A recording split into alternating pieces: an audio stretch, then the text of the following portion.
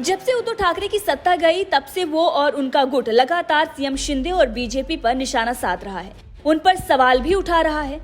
अब उद्धव गुट की तरफ से ईडी और सीबीआई को लेकर बड़ी बात कह दी गई, जिससे सियासत तेज हो सकती है महाराष्ट्र में। क्योंकि देखिए, वैसे में महाराष्ट्र में शिंदे गुट और उद्धव गुट में घमासान चल रहा है।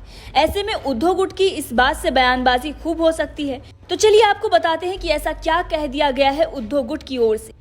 दरअसल ईडी और सीबीआई ने कई लोगों को अपने निशाने पर ले रखा है। ऐसे में शिवसेना के मुखपत्र सामना में इसको लेकर बड़ी बात कह दी गई है, जहां ईडी और सीबीआई की तुलना पीएफआई से भी कर दी गई है। जी हां, हिंदुस्तान की एक रिपोर्ट के मुताबिक बुधवार को सामना में प्रकाशित संपादकीय के अनुसार पीएफआई जैसे आतंकवादी विचारों के संगठनों पर प्रतिबंध लगाया जा रहा है। ये अच्छा है, इस तरह से विषधारियों को उखाड़कर नष्ट कर देना चाहिए। ऐसी कार्रवाइयां राष्ट्रहित के लिए जरूरी होती हैं, लेकिन कश्मीर घाटी का आतंकवाद जैसे था वैसे ही है। वहां के कश्मीरी पंडितों का आक्रोश दिल्ली को बेचैन नहीं कर पाया, इसका दुख है। इसमें आगे भी लिखा गया है, पीएफआई से भी भयंकर आतंकवाद ईडी सीबीआई जैसी केंद्रीय जांच एजेंसियों ने चला रखा है।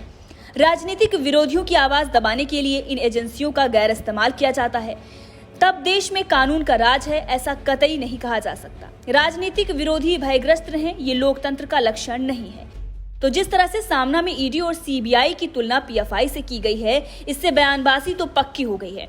वहीं आपको बता दें कि इसके अलावा मुखपत्र सामना में महाराष्ट्र सरकार के जागरूकता अभियान, जिसके तहत लोगों से फोन पर अंग्रेजी में हेलो के बजाय वंदे मातरम बोलना है, इसको लेकर भी सीएम एकनाथ शिंदे सरकार पर निशाना साधा गया है।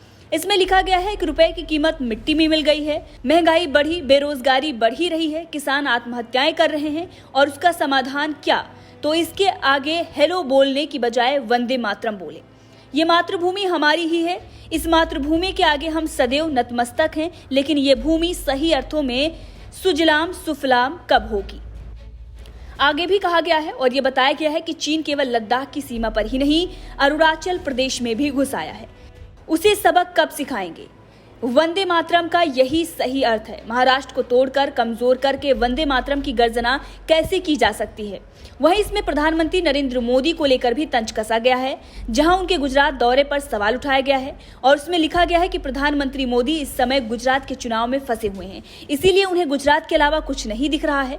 गुजरात को बदनाम करके और इस राज्य में आ रहे निवेश को रोकने का षड्यंत्र कुछ लोगों ने रचा है। ऐसा बयान हमारे प्रधानमंत्री करें, इसे दुर्भाग्यपूर्ण ही कहा जाएगा।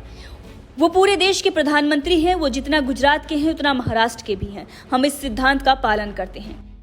तो यहाँ जो कुछ भी सामना में लिखा गया उससे बवाल मच सकता है। फिलहाल देखना होगा कि इस पर रिएक्शन क्या आता है राजनीतिक गलियारे से।